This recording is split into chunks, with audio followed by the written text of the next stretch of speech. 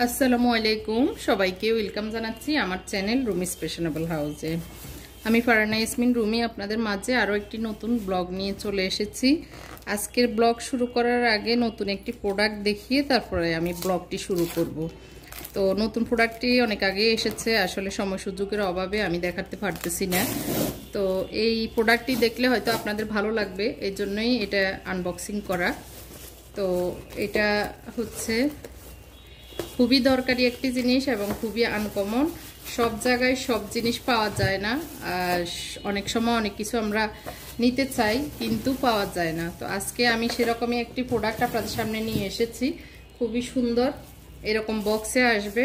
এটা হচ্ছে আমরা যে রান্নাবান্নার পরে যে খাবারগুলি, সেগুলি আমরা অনেক সময় পাতিলে ছড়াই ছিটে একটা বড় জায়গা মেরে থাকে, সেটা না রেখে সেভাবে না রেখে আমরা এইভাবে একটা আমাদের সুন্দর অর্গানাইজারের মাধ্যমে আমরা রাখতে পারি। আমি একটু খুলে দেখাই।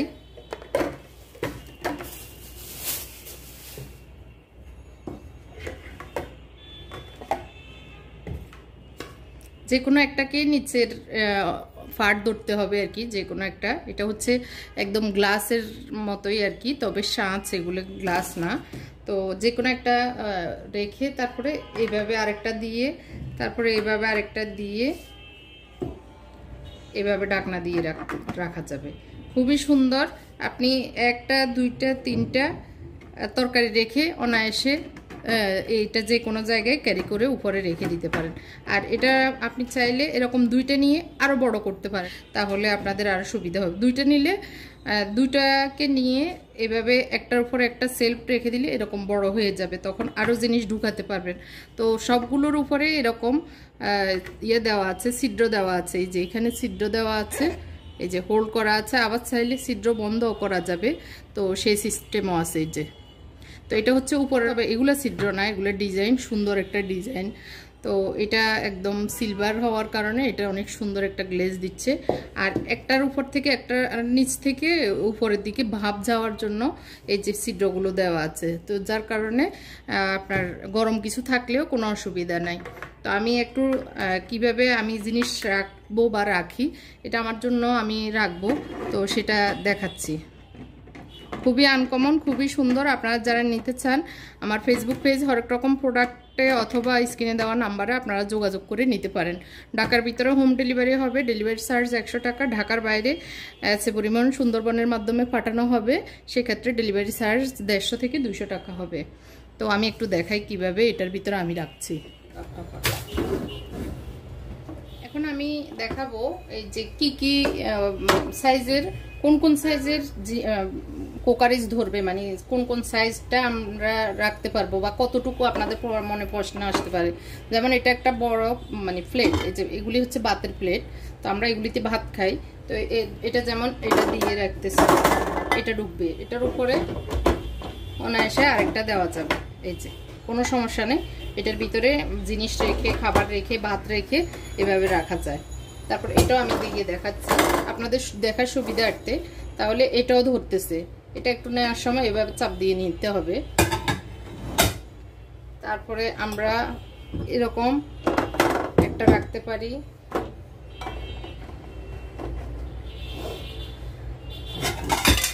এটা রাখতে পারি। এরকম যেগুলো গভীরওয়ালা বাটি, যেমন এটা 4 ইঞ্চির মতো, 5 ইঞ্চির মতো হবে, এরকম গভীরওয়ালা বাটিগুলো আমরা একদম উপরেরটাতে রাখতে পারবো, কারণ উপরের ঢাকনাটা অনেক উঠানো, এর জন্য উপরের ঢাকনাটাতে সুন্দরভাবে এটা ধরে যায়। যে খুব সুন্দরভাবে যে কোনো জায়গায় এভাবে রেখে দিই। আর আমরা যদি এগুলো বেডে রাখি অনেকটুকু জায়গা মেরে যায়, যার কারণে এরকম একটা অর্গানাইজার হলে একদম এক কর্নারে খাবারের জিনিসগুলো বেডে সুন্দর করে রেখে পাতিল ধুয়ে রাখা যায়। তারপরে অনেক সময় টেবিলে দেওয়ার পরে যে জিনিসগুলো, যে সবজি তরকারিগুলো বেঁচে যায়, সেগুলো কিন্তু এভাবে রেখে দিলে দেখতেও সুন্দর লাগে, আবার জিনিসগুলো মানে মশা মাছি ধরলো না, ঢাকনার আরেকটা অতিরিক্ত ঢাকনার দরকার হলো না, এভাবে রেখে দেওয়া যায়। আশা করি বুঝতে পেরেছেন। অর্ডার করলে আমার ইনবক্সে অর্ডার করতে পারেন। যে অর্গানাইজারটি দেখিয়েছি সেটা যদি আপনাদের ভালো লাগে, ইমো অথবা হোয়াটসঅ্যাপেও আপনারা অর্ডার করতে পারেন, স্ক্রিনে দেওয়া নাম্বারে আর কি। তো যাই হোক, এখন সন্ধ্যার পরে আমি একটু টুকটাক গুছানো গাছানোর কাজ করছি, সেটাই আপনাদের সাথে শেয়ার করছি। আশা করি আজকের ভিডিওটিও আপনাদের ভালো লাগবে। ভালো লাগলে কমেন্ট করে জানাবেন এবং লাইকটি দিতেও ভুলবেন না। যারা আমার চ্যানেলে নতুন এসেছেন, এখনও আমার চ্যানেলটি সাবস্ক্রাইব করা হয়নি, তাদের প্রতি আমার রিকোয়েস্ট থাকবে আমার চ্যানেলটি সাবস্ক্রাইব করে আমার পাশেই থাকবেন।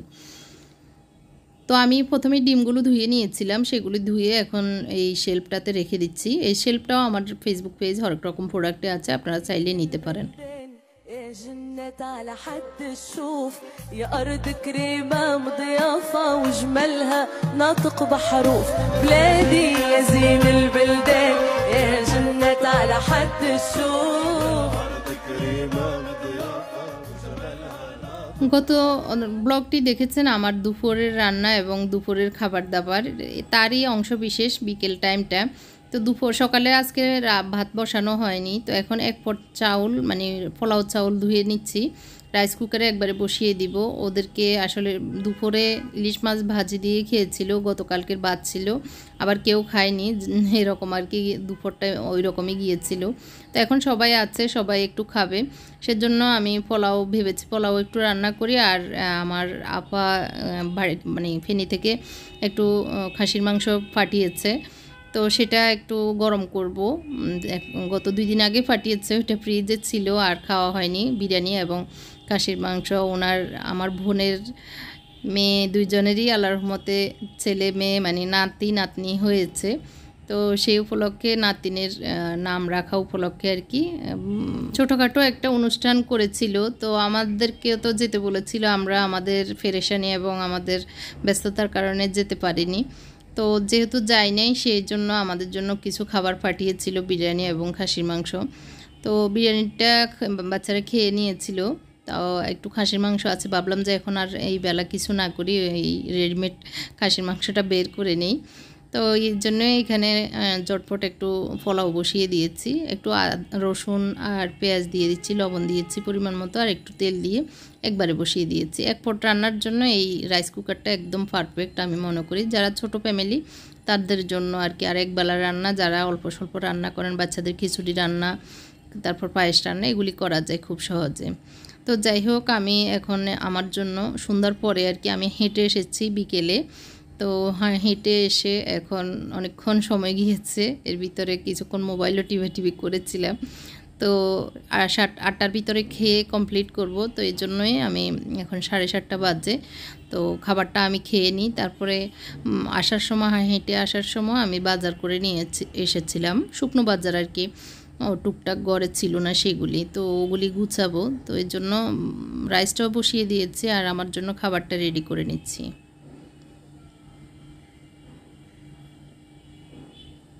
তো সকালে দেখতে পেরেছেন আমাদের ডিম খাওয়া হয়নি, সবজি খেয়েছিলাম, তো সেজন্য আর কি স্যুপ খেয়েছিলাম, ঢেঁড়স ভাজি ছিল, এই যে কুমড়ার শাক দুপুরে ভেজেছিলাম সেটা ছিল। তো এই জন্য এখন 2টা ডিম খাবো, কারণ ডিম ডায়েটে থাকা অবস্থায় ডিমটা খাওয়া খুবই জরুরি, না হয় দুর্বল হয়ে পড়বো। আর আসলে আমি যতটুকু বুঝতেছি জানি সেই অনুসারে আর কি করতেছি, জাহাঙ্গীর স্যারের ফলো করতেছি। তো আপনারা যারা বেনিফিট হয়েছে, যারা অনেক বেশি ওয়েট গেইন করতে পেরেছেন, তাদের প্রতি আমার রিকোয়েস্ট থাকবে আপনারা কিভাবে করেছেন পরামর্শ দিবেন, উৎসাহিত করবেন আমাকে, তাহলে আমার আরও ভালো লাগবে।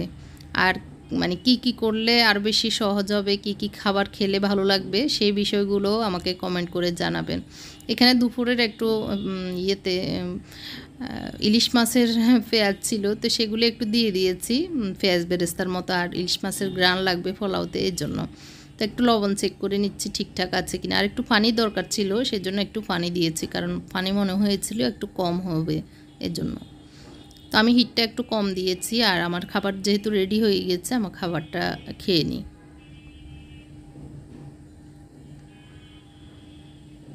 তো আজকে রাতের খাবারটা এটুকুই ছিল, আর অন্য কিছুই না। আর আসলে যখন জাহাঙ্গীর স্যারের ডায়েট ফলো করা হয় তখন আর আসলে খিদাও লাগে না, আবার খেতেও ইচ্ছে করে না। অনেক সময় মাঝে মধ্যে খিদা লাগে কিন্তু মুখে দিতে ইচ্ছে করে না, একদম মোটে মুখে দিতে ইচ্ছে করে না, এমন অবস্থা। আগে তো খিদা লাগলে মানে খুব খারাপ লাগতো, কী খাবো। এখন এমন একটা ভালো দিক যে খেতে ইচ্ছে করে না, এটা হলো বড় কথা। ফ্যাটি খিদা থাকলেও ভালো লাগে না খেতে। যাই হোক, তারপরেও যখন যতটুকু খাওয়া শরীরের জন্য দরকার ততটুকু তো খেতে হবে, শক্তির দরকার আছে সেই হিসেবে আর কি। এই যে বাজারগুলি নিয়ে এসেছিলাম, তো ভাবলাম নিরিবিলি একটু গুছিয়ে নিই। তো শুকনো আইটেমগুলো আমি একটু গুছিয়ে রাখি রাত্রিবেলায়, সকালে তো আবার অন্যান্য কাজের ঝামেলা শুরু হয়ে যাবে। তো পাওয়ারটাও বন্ধ করে দিয়েছি, হয়ে গিয়েছে রাইসটা। তো এই ইয়েগুলো পেঁয়াজ বেরেস্তাগুলি দেওয়াতে একটু মানে খুব সুন্দর একটা গ্রানও হয়েছে, আর কালারটাও সুন্দর, একদম সাদাও না, এই কালারটা দেখতে ভালোই লাগতেছে। তো এগুলিকে এক সাইডে রেখে আমি এখন জিনিসগুলো গুছিয়ে নিই।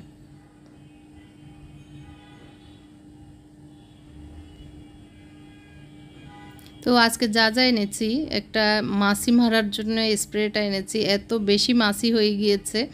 আমার বাসায় কোনো মশা নেই, তেলাপোকা নেই, কোনো ধরনের আসলে ফাঁকড় নাই, কিন্তু এত বেশি ইদানিং মাছি যা মানে খুবই অতিষ্ঠ করে ফেলতেছে। তো এই জন্য মাছি মারার এই স্প্রেটা নিলাম, নুডলস নিলাম, তারপরে পেঁয়াজ রসুন আর হচ্ছে 2টা স্যুপ নিয়েছি। এই অলিভ অয়েল ছিল না, অলিভ অয়েল নিয়েছি, এক্সট্রা ভার্জিন অলিভ অয়েল যেটা, ওইটা। আমাদের এখানে পাশে একটা দোকান আছে, এখানে সব জিনিসই ভালো পাওয়া যায়, ভালো মানেরই আর কি। এটা উইথ মাদার যেটা, ওইটাই নিয়েছি। অ্যাপেল সিডার ভিনেগারটা আমার আগেরটা শেষ হয়ে গিয়েছিল, ওই জন্য। তো পেঁয়াজ রসুনও শেষ হয়ে গিয়েছে, এর জন্য পেঁয়াজ রসুন আনা দরকার। পেঁয়াজ 50 টাকা করে নিয়েছিলাম, এখন নাকি শুনতেছি আরও বেড়ে গিয়েছে, 75 টাকা 65 টাকা করে হয়ে গিয়েছে। তো যাই হোক, আমি জিনিসগুলো জায়গায় জায়গায় রেখে দিচ্ছি। আর নিচে আমি একটা পলিথিন দিয়েছি, যে যখন যেটা দিয়ে আর কি না হয় একদম নিচে এইগুলির চামড়া ফলে ধুলা পড়ে দেখতে ভালো লাগে না, এই জন্য। আর এগুলি আগে শেষ করব, এই জন্য আলাদা একটা ঝুড়িতে নিয়ে নিই।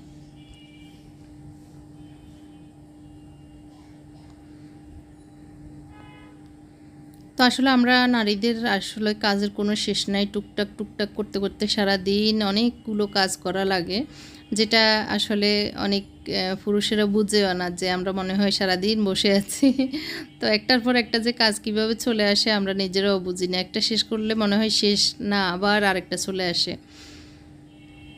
আর যাদের বাচ্চা আছে, যারা চাকরিজীবী, তাদের তো আরও বেশি কষ্ট। আমার মানে এগুলি ফিল যখন আমার বাচ্চারা ছোট ছিল তখনকার কথা মনে পড়ে। তখন অবশ্য আমার 2টা করে মেয়ে ছিল, কাজের লোক ছিল আর কি, ওদেরকে পালতে বেশি একটা যে কষ্ট হয়েছে তা না। তারপরেও কাজ তো কাজই, মায়েরাদের কাজের কোনো শেষ তো থাকে না এরকম। তো যাই হোক, এভাবেই আমাদের জীবন এক সময় শেষ হয়ে যায়, টুকটাক কাজ করতে করতে, সংসারের পিছনে, বাচ্চাদের পিছনে সময় দিতে দিতেই আমাদের জীবন পার হয়ে যায়। তবে হাদিসের কথা আছে যে শুধু পেয়ে নয়, কিছু হারিয়েও আলহামদুলিল্লাহ বলা উচিত, কারণ আল্লাহর সব সিদ্ধান্তই মঙ্গলজনক। তো আমরা যখন যে অবস্থা আছি, যখন কষ্ট পাচ্ছি, আবার যখন দুঃখ পাচ্ছি, সেই অবস্থায়ও আলহামদুলিল্লাহ পড়তে হয়।